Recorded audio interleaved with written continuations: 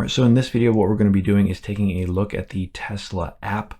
So if you are getting a Tesla, or maybe you just are getting started with a Tesla, or maybe you're just thinking about a Tesla, this will show you the complete app that you get with your car, which is very awesome.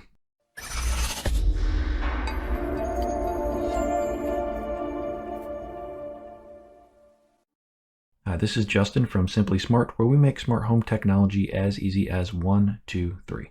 So if you're interested in smart home technology, consider subscribing for more content like this. In this video, what we're going to be doing is just taking a quick in-depth look at the Tesla app. So right here on our screen, you can see that we have at the top in the middle, it says Ghost, and that is the name of my car. It also tells me how many miles I have left until I need to charge, and it also tells me if I am parked. Now, if I was driving, it would tell you the speed. And it would also tell you, whatever status your car is in. So if someone borrowed your car, or if another family member had your car, you could open the app and see exactly what is going on. Let's go into the settings cog real quick at the left. In here, you're just going to set up some stuff, just some basic settings. There's not too many settings in here. The inbox would be anytime Tesla would send you a message, it would show in the app here. The loot box is a way to share your referral code and refer contacts and check your referrals. So if someone uses your referral link, you will get something and they will get something as well. So if you're thinking about getting a Tesla, definitely use someone's link, because you'll be getting 1,000 miles free supercharging. And also you do get something if you get solar as well. And currently Tesla Solar is the cheapest solar that you can get in the United States. So under account, we have video guides, we have contact, and we have get support. So if you go into video guides, they're going to have a couple of videos here. Seems like they got started with this and then never really went too far with it. Under contact, that's just going to be your contact information, and you want to be sure that you have that up to date. That way, if they need to contact you, they have the correct address and file and the correct phone number. And then get support will just take you over to the Tesla website, and here it's going to have some more support stuff on the website itself. Under notifications, you can change which notifications you get from the app. So if you go into notifications, it will tell you your vehicles at the top. I only have one vehicle, so that is selected. So I can get a notification for the security. If the car alarm goes off, I can get a notification when the charging started, if the charging is interrupted, and when the charging is complete. Also get notifications of vehicle software updates. It's very important just to keep your vehicle as up to date as possible. And then down here, the last section is summon. I don't have any of these checked off, because when you're using the summon feature, which basically you will be able to control your car from your app, you have the app open and you can see what's happening. So there's no reason to really have these on, but we'll get into the summon a little bit later. Also, you want to turn on Face ID if that is something that your device is capable of. And then calendar sync is a neat feature. What it will do is it will sync your calendar to your vehicle. So then every time you get into your vehicle, your calendar will pop up. So let's get out of the settings now. So under the car picture, you have a couple options here. So the first one is to turn climate control on. The second one is to pop the frunk. And the third one is to lock and unlock the doors. Now, very important, you don't have to be within range of your car. You can do this anywhere in the world as long as you have internet on your phone and your car has internet, which all Teslas do come with internet service, which is included for free. Then you can control your car. So say if I was at work and my phone died, something happened to it, my wife could actually unlock the car for me, start the car for me, and do everything, and I could drive home. So that is very awesome, because otherwise she would have to actually drive to my work and unlock the car for me. Now there is no car keys, there is none of that. This is just a much better way to have all of your control right in your app. All right, so the next thing here is phone key. So obviously our phone is our key. You have to have your Bluetooth on. I've actually never had any issues with my phone not connecting. Now the next thing here is climate. So if we go into climate, You can see the interior temperature at the top is 65 degrees Fahrenheit, and I have it set at 70. So obviously down here I can change the temperature. So I just changed the temperature, and now you can see that there are arrows here, and it is cold outside today, so you can see it's red arrows, and that means that the heat is on. Also can turn on the heated seats, and as you tap, 3 is all the way on. If you tap again, 2 is medium, 1 is low, and then all gray is off.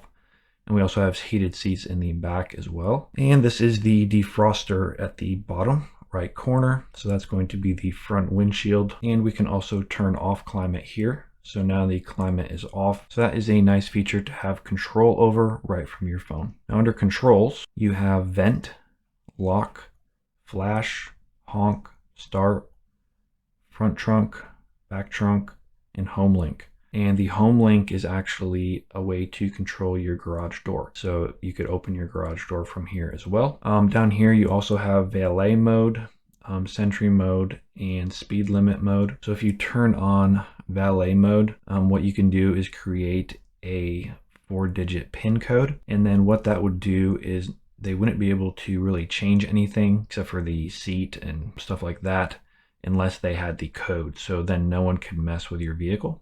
Sentry Mode, if we turn that on, what that does is records all the way around the vehicle. And if anything happens, it will capture it on the cameras, and then you'll be able to review that footage in the vehicle. So it's basically like a dash cam when you're parked. And the Speed Limit Mode, what you can do is, say you were gonna give this to a friend and you wanted to limit the speed to 65 miles per hour. You can just put your speed at the bottom there, turn this on, put in a PIN code, and then they would not be able to exceed 65 miles per hour when borrowing your car. Might also be handy if your kid is using your car, or maybe you buy them a Tesla. You could actually have the speed limit be limiting. All right, so under charging, this is basically going to have your battery, and it's going to have a little line here, and this line it'll only charge up to this white line. You don't really want to charge your battery up to 100% all of the time. You want to charge it to about 80%. That will keep the battery healthy, and it will also allow the vehicle to regen, which is when you take your foot off the gas, the car will start to slow down, and it will take back the energy and put it back into the battery. If your battery is too full, then it can't put that energy back into your battery. So basically around 85% or 80% is where I charge my battery to. Now you can also open the charge port here. So if you just tap that, the charge port would open. And then it also tells you all of the nearby superchargers and how many are available. So you can see at Myrtle Beach, there are 10 total and 9 are available. And it is 6.4 miles away from my home here. And then down here, you can also see nearby destination charging.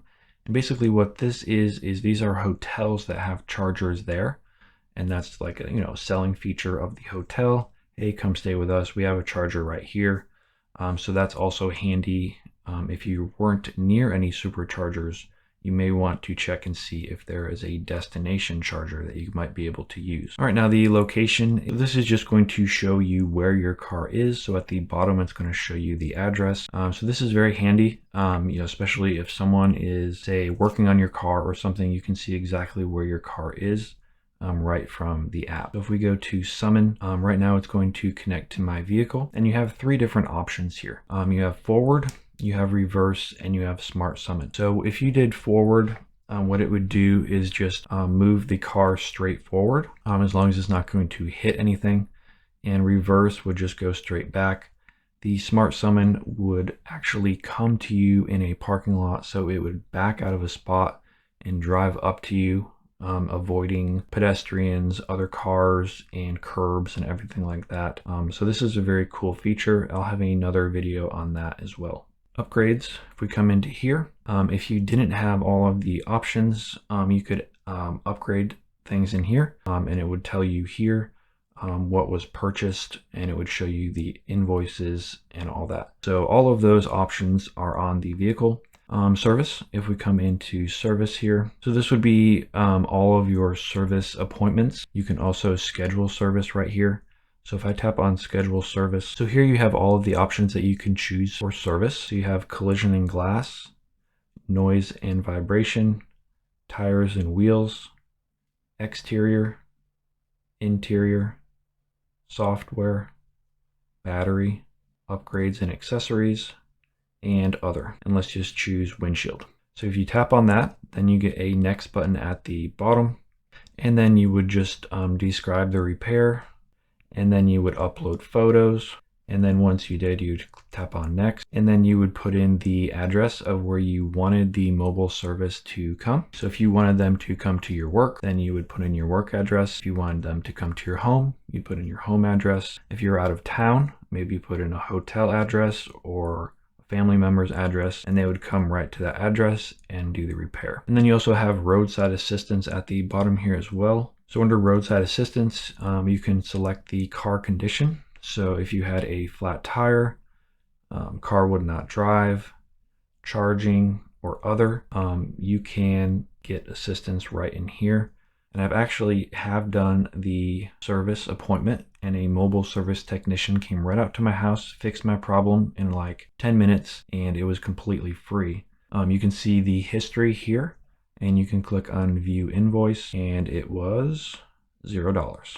And then also at the bottom of the screen here, you have the number of miles on the vehicle, the VIN, and then the software version as well. That's basically everything I wanted to show you in the Tesla app.